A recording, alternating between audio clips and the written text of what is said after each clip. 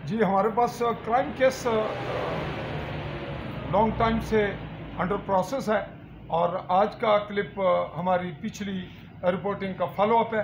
Follow up की बुनियाद पर हम एक बात आपको बताते चलें कि मियाँ बीवी का मामला घरेलू तनाज़ा बाहर निकला, बाहर से फिर ये पुलिस थाना कचहरी तक पहुंचा और फिर पहुंचा मीडिया तक, मुझ तक। चूँकि मैं इन्वेस्टिगेशन करते हुए मामले को आगे बढ़ा रहा हूँ, तो पहले जो इस वक्त तक क्लिप आया, जो आपने रिपोर्ट देखी, वो थी सैरिश इनकी बीवी की।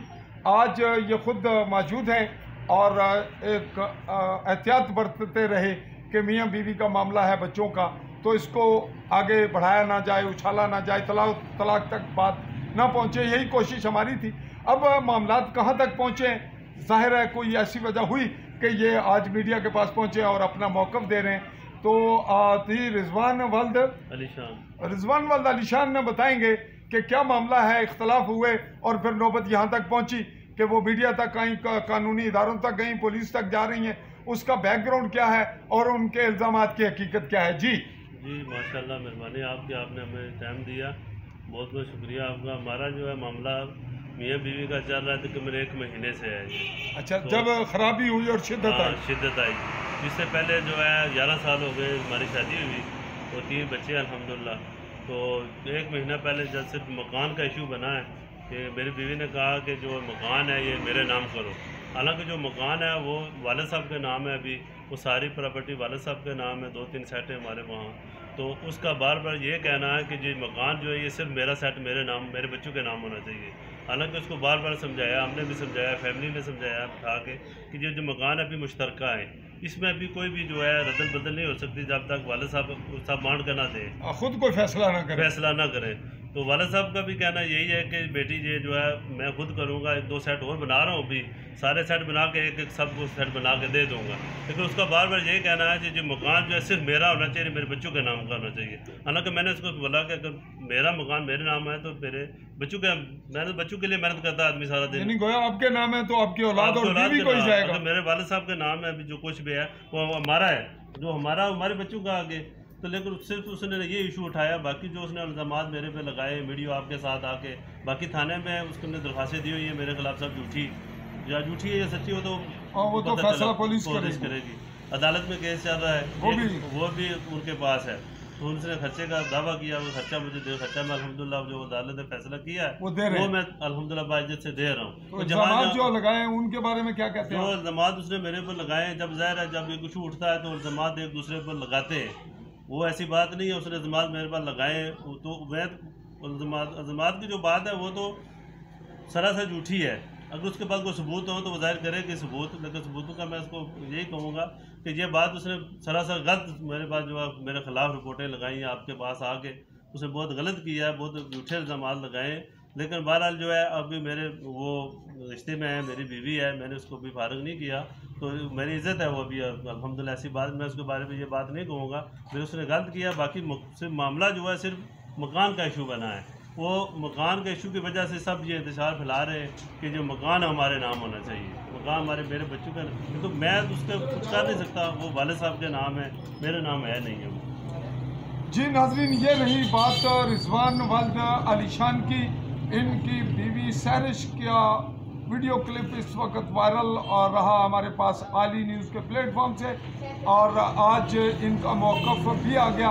इनका ये कहना जो मैं रिपीट कर रहा हूँ कि असल तनाज़े की वजह बना मकान का प्लाट और मकान मजमूई तौर पर, वो इस वक्त मुश्तरका फैमिली सिस्टम के मुताबिक इनके वालिद के पास है। और अगर बकौल इनके कि अगर कोई वालिद के साथ ऊंच नीच भी हो, दैन भी उनकी जायदाद हम सारे भाइयों में तकसीम होगी। सिर्फ यही नहीं कि जो मेरे पास मकान है, जो मेरे बच्चों का लालच है या मेरी बीवी का एक इशू है, वो नहीं, वो भी, और तो ये इससे भी ज़्यादा मुझे मेरे हिस्से में आ सकता है। तो जब वो आएगा तो वो मेरी औलाद का होगा।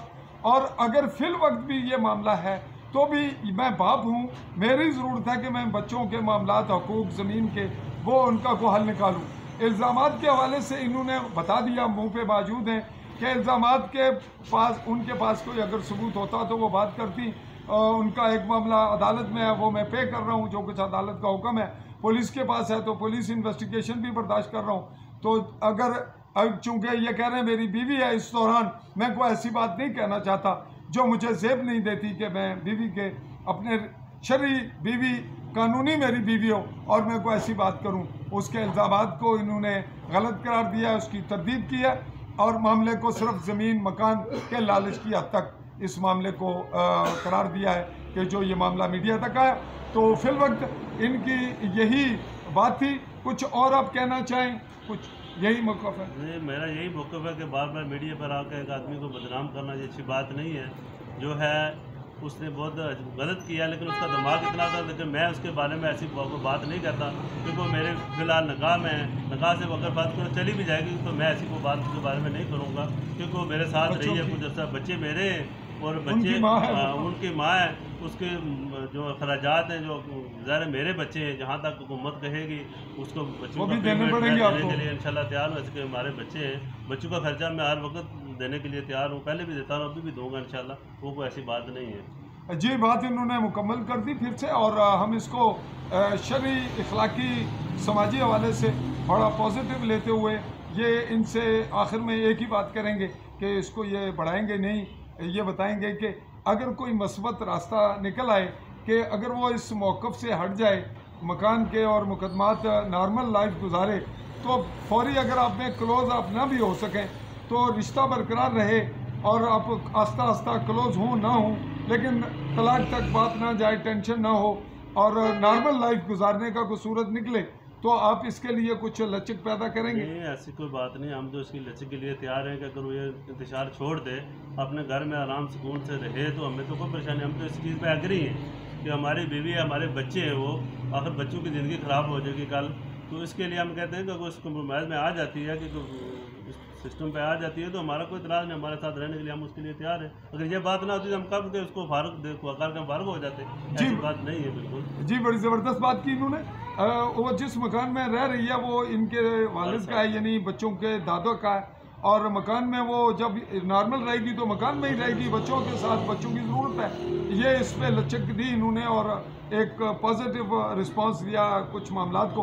तो इसको हम कोशिश करेंगे कि फॉलो अप रिपोर्ट भी आपको दें। अगर कुछ अच्छी पेशरफ्त होती है और वो लड़की, वो इनकी बीवी एग्री हो जाती है बच्चों के मफादात के पेश नज़र, तो इनके माबैन एक अच्छी आखिरी इसके बाद फॉलो अप रिपोर्ट भी आप देखें।